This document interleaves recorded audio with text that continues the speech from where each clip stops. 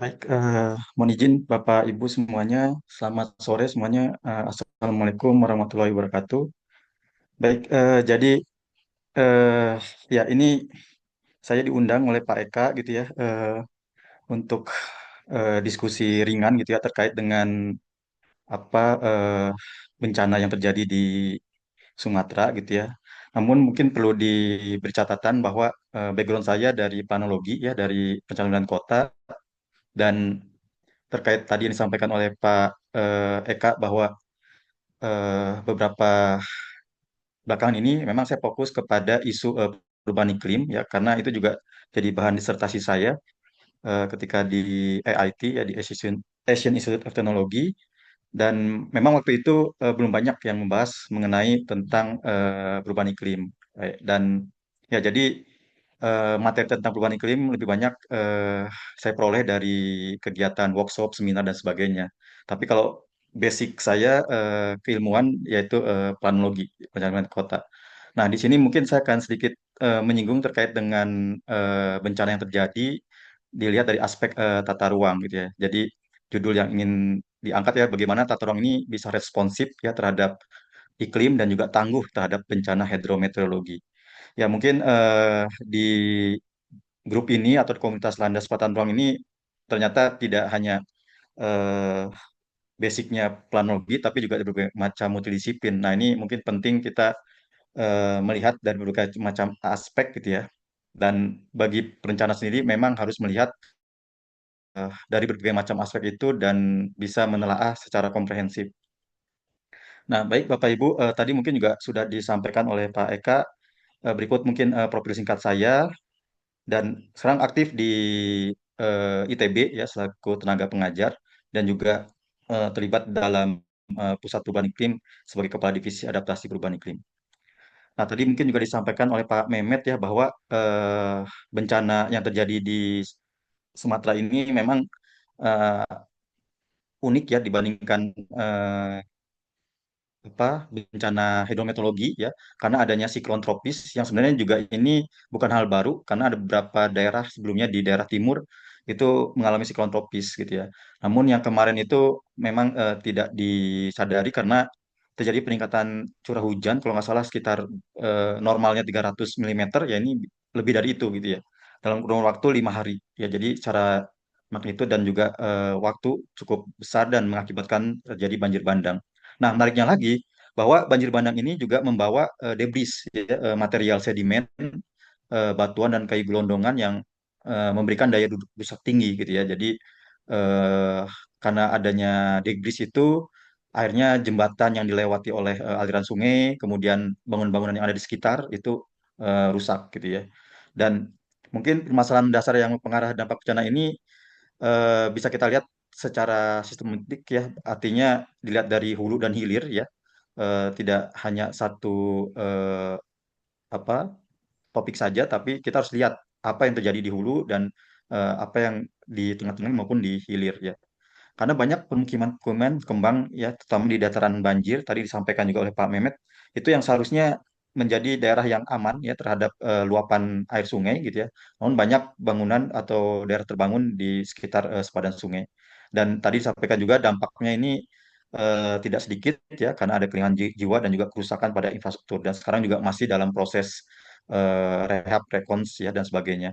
Dan mungkin ini perlu dipahami bahwa kalau kami gitu ya di dalam tata ruang itu mungkin posisinya bukan di tanggap darurat maupun di rehab rekon ya. Mungkin walaupun ada ya apa kontribusinya, namun lebih banyak kita cenderung di tahapan pemulihan gitu ya. Makanya kebetulan saya juga terlibat di dalam konsorsium nasional perguruan tinggi di bawah Kemendikbud Saintek gitu ya. Jadi ada konsorsium dari beberapa perguruan tinggi dikumpulkan gitu ya dan dibuat suatu kelompok kerja gitu ya. Nah, mungkin ini sekedar eh, ngayan atau intermezzo gitu ya. Jadi kebetulan ya kebetulan saja ITB gitu ya selaku koordinator untuk kelompok kerja tata ruang gitu ya. Jadi ada sekitar 13 ya, ada kelompok kerja geospasial itu sudah berjalan duluan, ada kelompok kerja untuk manajemen risiko ya dan ada sekitar 13 termasuk tata ruang. Jadi setiap objek itu ada koordinator dan kebetulan ITB memegang dua Pokja, yaitu tata ruang dan manajemen risiko bencana. Nah, tanggal 6 Februari kami melakukan rapat dan kita juga mengajak USK ya, Syahkuala, kemudian UNP Padang ya, kemudian ada UNP ya, kemudian ya beberapa saya lupa, ada sekitar ini mungkin bisa dilihat, kita berdiskusi ya bahwa di USK sudah melakukan kajian awal ya terkait dengan rencana tata ruang yang masih aktif maupun perlu direvisi karena masih apa yang ada saat ini itu belum diupdate gitu ya, belum diperbarui. Sehingga hasil diskusi ini ada 3 poin gitu ya, bahwa pentingnya kita melakukan integrasi kajian risiko bencana pada kajian tata ruang gitu ya, dan juga melakukan evaluasi dokumen tata ruang yang berlaku saat ini. Nah, ini mungkin singkatnya, jadi dibentuklah Pojja ini untuk mempercepat pemulihan pasca bencana di wilayah Sumatera, Aceh, Sumatera Utara, dan Sumatera Barat. Tadi kalau mungkin Pak Mehmet sudah pernah ke lapangan, kemungkinan kami akan ke sana, tapi fokus di Aceh Tamiang, Pak. Tadi informasi itu mungkin bisa di dasar kami untuk melakukan pengabdian maupun kajian terkait dengan apa aspek tata ruang. Jadi di sini kita lihat ada beberapa kampus ya yang terlibat dan ada beberapa usulan, dan ini sudah diusulkan ke kementerian. Namun kemarin dibahas di forum ya dengan Pokja itu bahwa akan kita undang karena ternyata ada overlap usulan proposal itu dari masing-masing Pokja. Jadi mereka inginnya dalam satu proposal gitu ya. Dan ini kita sedang menunggu apa jadwal untuk pertemuan tersebut. Nah, jadi itu Bapak Ibu latar belakang dan ini ya yang kita usulkan. Jadi beberapa hal ya terkait peran konsorsium ini. Nah, kembali ke substansi. Jadi sebenarnya Indonesia ini adalah negara yang memang unik gitu ya. Kita negara kepulauan gitu ya. Namun kita agak telat ya untuk penanganan bencana itu. Jadi saya mungkin tidak fokus kepada bencana di Sumatera, tapi bencana umum terkait hidrometeorologi itu sudah terjadi di mana-mana, di Semarang, ya kemudian di beberapa Kalimantan, Sulawesi dan sebagainya, termasuk yang Sumatera itu memang sudah ada pengalaman gitu ya, dan memang kita agak telat gitu ya, terlihat dari kebijakan yang ada, kita baru punya undang-undang bencana itu setelah adanya tsunami 2004 ya, dan disahkan undang-undang itu pada tahun 2006. Nah, gini kita bisa lihat ya dari apa tingkat resiko di Indonesia ini beragam gitu ya, dan kita bisa peroleh dari BNPB gitu ya.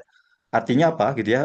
Kita sebenarnya punya pengalaman gitu ya, pengalaman berbagai macam bencana dari tsunami ya, longsor ya, kemudian juga banjir dan sebagainya gitu ya di daerah-daerah gitu ya. Tapi seharusnya ini kan bisa jadi lesson learn ya, jadi bisa jadi pembelajaran gitu ya untuk kemudian hari gitu ya. Nah, ini kita mungkin masih dalam tahap transisi ya, mungkin dari 2006 ya, mungkin belum sampai 2 dekade gitu ya. Kita masih masih banyak hal yang perlu dilakukan, dan dari peta ini ya persebaran kita bisa lihat juga gitu ya, cenderungan memang ada yang bencana sifatnya slow ya, ada juga yang sifatnya fast gitu ya.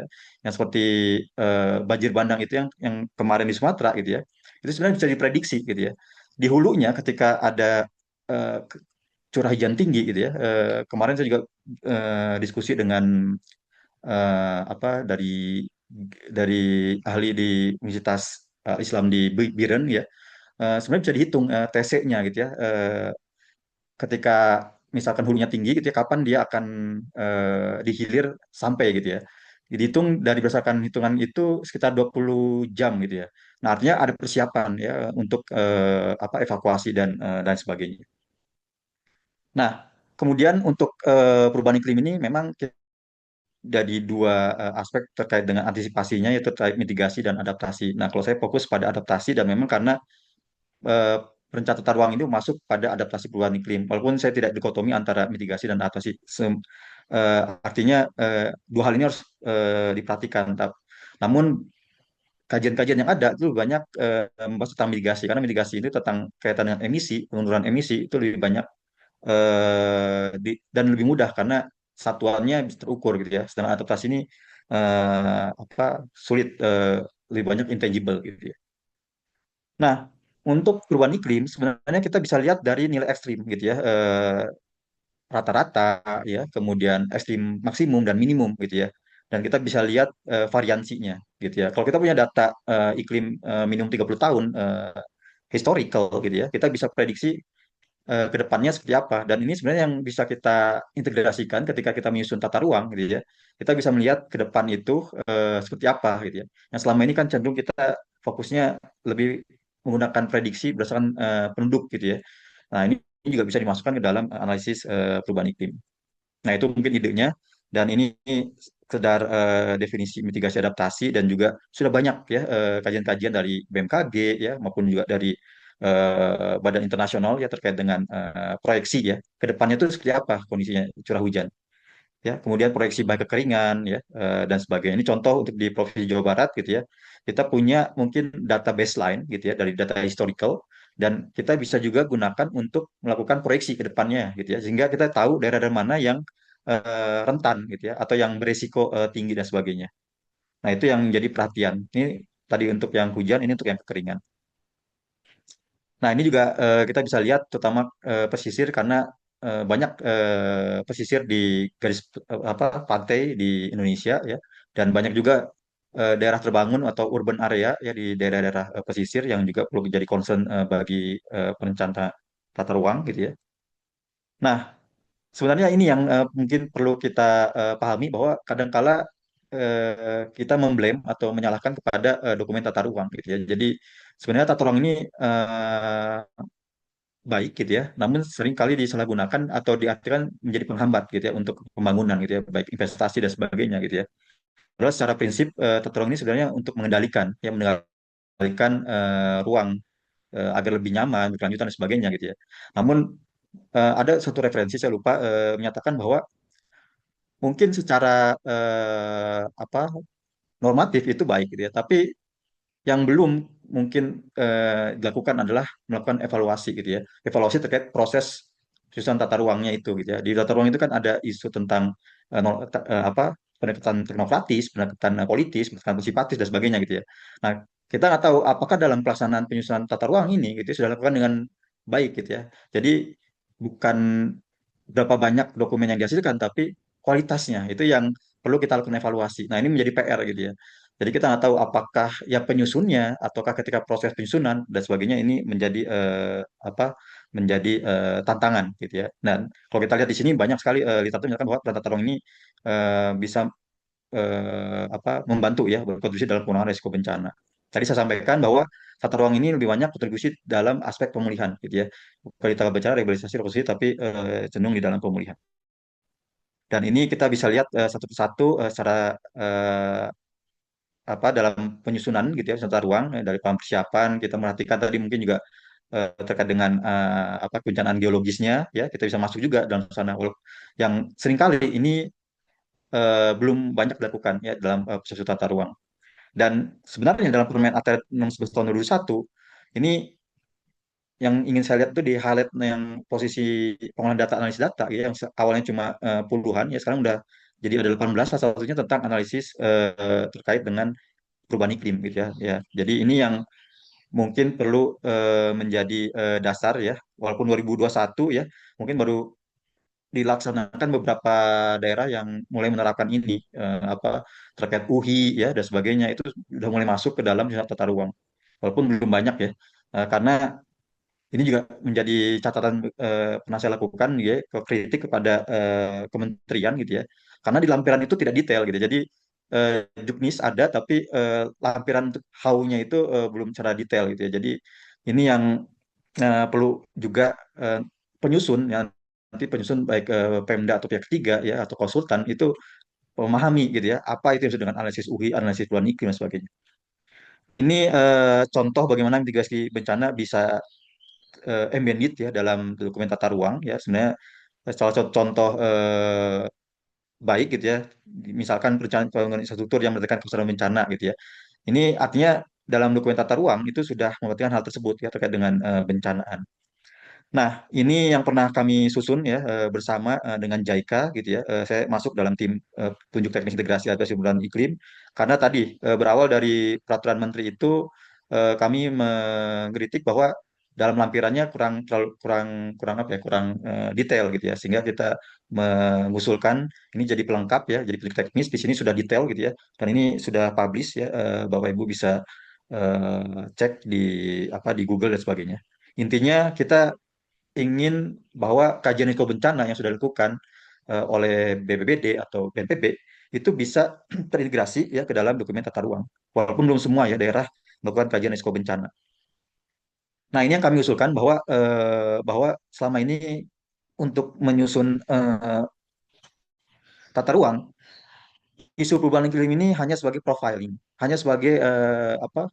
Masuk hanya sebagai gambaran umum wilayah ya. Dan datanya pun mungkin sekadar ada aja gitu ya.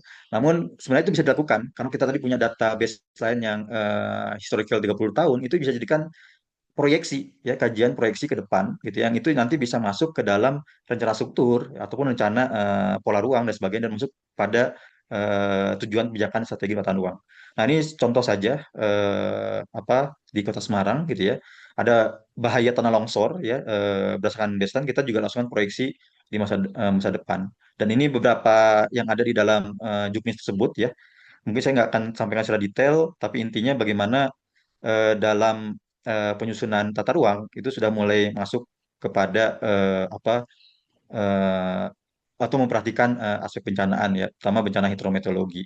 Sehingga contoh di sini biasanya dalam pengendalian ya atau arah tata ruang kita bisa masuk kepada apa indikasi zona atau insentif ya dan sebagai pemberian insentif kepada pihak yang melakukan restorasi sungai, melakukan reboisasi dan sebagainya, itu mungkin bisa masuk ke dalam arahan pengendalian. Itu saja mungkin dari saya. Mohon maaf kalau misalnya ada hal yang kurang. Terima kasih atas perhatiannya. Wassalamualaikum warahmatullahi wabarakatuh. Saya kembalikan kepada Pak Eka.